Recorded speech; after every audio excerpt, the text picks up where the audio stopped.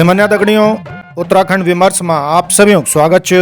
म्यार नौ च मुजीब नैथानी और आप सब मुजीब नैथानी दगड़ी देखना लग्या छन आपक अपनू उत्तराखंड न्यूज़ 24.com। आज दिन बार 13 सितंबर 2022 मंगलवार खबर सारीन छन की कोटद्वार नगर निगम में आज 8वां दिन भी सफाई कर्मचारियों की हड़ताल रहे। ब्याली उप जिलाधिकारी कोटद्वार एवं सहायक नगर आयुक्त कोटद्वार एवं सीओ कोटद्वार दगड़ी सफाई कर्मचारियों की वार्ता बेनतीजा रहे। अधिकारी शासनादेशक हवाला देना छन और सफाई कर्मचारी आउटसोर्सिंग एजेंसी बिटी काम करने को तैयार नहीं छन, जैका कारण कोटद्वारक सफाई व्यवस्था चरमरा गए छ। भर्ती घोटालों की आँच कम नहीं होनी छ। उन्हें भाजपा और कांग्रेस यों भर्ती घोटालों की आँच तय कम करने में लग्या छन। सभ्या बड़ा भाजपा नेता यों घोटालों तय येन केन प्रकारेण मैनेज करने में लग्या छन और युवाओं द्वारा कह जाने वाला प्रदर्शनों में बड़ा कांग्रेस नेता शामिल तक नहीं होना छन। फेस सेविंग कुण छुट्टा कांग्रेसी नेता यों प्रदर्शनों में शामिल हुए जाना छन।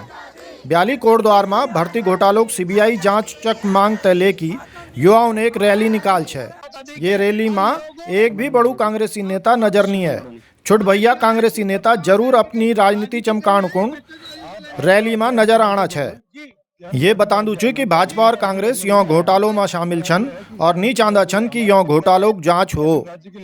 उन्हें मुख्यमंत्री पुष्कर सिंह धामीन उत्तराखंड अधीनस्थ सेवा चयन आयोग बिटी होने वाली भर्तियों तय उत्तराखंड राज्य लोक सेवा आयोग तय सौंप दे छ और घोषणा कह छ कि एक हफ्ता में जारी होलू समूह गौक 23 भर्तियों कैलेंडर। राज्य लोक सेवा आयोग करीब 7000 पदों पर भर्ती करालू। राज्य लोक सेवा आयोग अध्यक्ष डॉक्टर राकेश कुमारन बोली कि 23 विभिन्न भर्तियों को एक सप्ताह के अंदर कैलेंडर जारी कह दे जालू। उन बोली कि 23 भर्तियों का अधियाचनक बारीकी बिटी अध्ययन कह जालू। भर्तियों बिटी संबंधित पाठ्यक्रमों भर्ती नियमों विज्ञापन आदि अध्ययन करने के बाद ही भर्ती प्रक्रिया शुरू कह जाली। आयोगक मकसद छ कि कै भी भर्ती परीक्षा में कानूनी अड़चन नहीं है। ब्याली हाईकोर्ट नैनीतालन सरकार बिटी जवाब मांग छ कि ये बताया जाए कि यूके SSS परीक्षा में कै की नियुक्ति कन कै की हुए। माननीय उच्च न्यायालय ने यो नियुक्तियों चार्ट बने की न्यायालय में पेश करने का आदेश भी दिया छन। माननीय उच्च न्यायालय भर्ती परीक्षाओं में हुए धांधलिक जांच सीबीआई बिटी कराने की याचिका पर सुनवाई करनु छे। अरे सीबीआई मैं भी बोला बोले सीबीआई बोला जय हो सभी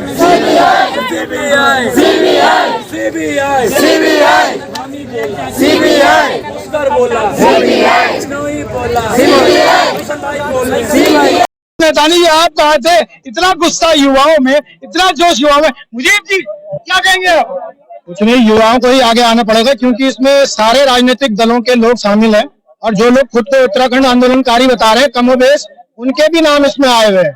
तो ये तो साफ हो गया है कि जो लोग हमारे पैरोकार हैं वही ये भ्रष्टाचार कर रहे हैं। नहीं, ये नरेंद्र सिंह नेगी का गाना जो है पहले अपनू फिर दूसर, तो वो क्या चल रहा क्या है वो? नहीं, दूसरा तो इन्होंने लगाया नहीं, अपना ही अपना कर रहे हैं। या तो आप पैसे दें या आप रिश्तेदार हो जाए। और इसमें जो है सब लोग शामिल हैं। मतलब ये है कि इसमें कोई ऐसा व्यक्ति बचा नहीं है जिसपे कि आप ये नहीं कह सके कि इसको मौका मिला और इसने उसका फायदा नहीं उठाया। इसमें क्या लगता है कांग्रेस, भारतीय जनता पार्टी सभी नेता शामिल है? सभी नेता इसमें शामिल है। इसीलिए आप देख सकते हैं कि कांग्रेस के बड़े नेता, भाजपा के बड़े नेता तो जोर से बोल रहे हैं कि कोई घपला ही नहीं हुआ। अभी रितु खंडूरी विधानसभा अध्यक्ष ने कहा कि हम जांच करेंगे, सचिव के कमरे में ताला लगा। ये मुझे नाटक सा लगा। एक सीबीआई जांच की क्यों नहीं बात कर रहे हैं लोग? ये सीबीआई भी एक्चुअली उन्हीं का तोता है, पर उस तोते को अगर न्यायपालिका के हाथों उसकी अगर निगरानी हो तोते की, हाईकोर्ट के जज की अध्यक्षता में कोई जांच हो तभी वो सब सामने आ पाएगा। 1 महीने का समय इसीलिए दिया गया है। ऐसा तो नहीं सीबीआई सोनिया गांधी और केजरीवाल में बिजी हो इसलिए नहीं आ पा रही? नहीं, सीबीआई देहरादून में कार्यालय है, इंदिरा नगर में, तो इसलिए ये कहना गलत है कि सीबीआई का यहाँ कार्यालय नहीं है, वो सोनिया गांधी की जांच नहीं कर रही। तो ये जांच यहाँ पे हो जानी चाहिए थी, मगर माननीय हाईकोर्ट की निगरानी में, क्योंकि सीबीआई ऐसा ना करे कि बीजेपी वालों का वो जो जिस तरह मुझे तो कह दिया सीबीआई तोता ही उनका है, तो फिर सीबीआई यहाँ से फायदा कैसे? न्यायाधीश की देखिए, अन्वेषण एजेंसी अलग चीज होती है और एक न्यायाधीश का उसको देखना वो अलग चीज होती है। अगर माननीय हाईकोर्ट के न्यायाधीश के तत्वाधान में सीबीआई जो है इसको जांच करेगी तो उसे वहां तथ्य रखने पड़ेंगे। नैथानी, भ्रष्टाचार पहली बार नहीं हुआ, पहली बार भर्ती घोटाला नहीं हुआ।